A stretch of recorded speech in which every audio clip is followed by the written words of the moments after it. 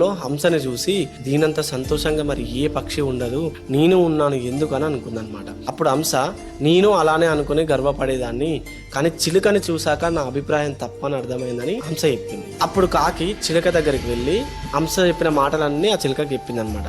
అప్పుడు ఆ చిలుక ఏమంటుందంటే, అవును, హంస చెప్పినట్లు నా రంగుల్ని చూసి నేను చాలా సంతోషంగా ఉండేదాన్ని, కానీ నెమలిని చూసాక అందం అంటే దాందే అని అనిపించింది. నాకు 2 రంగులు ఉన్నాయి, నెమలికి ఎన్ని రంగులో.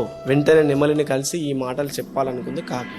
అడవంతా తిరిగింది, కానీ దానికి ఒక్క నెమలి కూడా కనిపించలేదు. ఒకసారి అది దగ్గరి ఊర్లోని జూలో నెమలిని చూసింది అనమాట. దాని దగ్గరికి వెళ్ళి, పక్షులన్నింటిలో అందం అంటే నీదే, మనుషులకు నువ్వంటే ఎంత ఇష్టమో అని అంటూ పొగిడింది అనమాట. నా అందం వల్లనే ఇక్కడ బందీనయ్యాను నేను.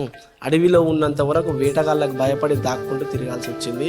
చివరికి వాళ్ళ చేతిలో చిక్కి ఈ జూలో పడ్డాను. ఇక్కడ దాదాపు అన్ని పక్షుల్ని బందీలు చేసిరు, ఒక్క మీ కాకుల్ని తప్ప.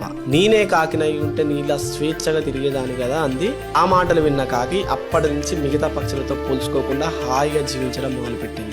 ఎవ్వరికి కావాల్సిన లక్షణాలు వాళ్ళకు వరంగా ఉంటాయి, వాటిని గౌరవించి విలువ తెలుసుకొని ముందుకు కదలాలి తప్ప ఒకరితో పోల్చుకొని ఆత్మస్థైర్యం కోల్పోకూడదు. ఈ స్టోరీ నుంచి మీకేమర్థమైందో కింద కామెంట్ చేయండి. అట్లనే ఇలాంటి మరిన్ని మంది. ఒక అడవి పక్క పల్లెలో ఒక కాకు ఉండేది.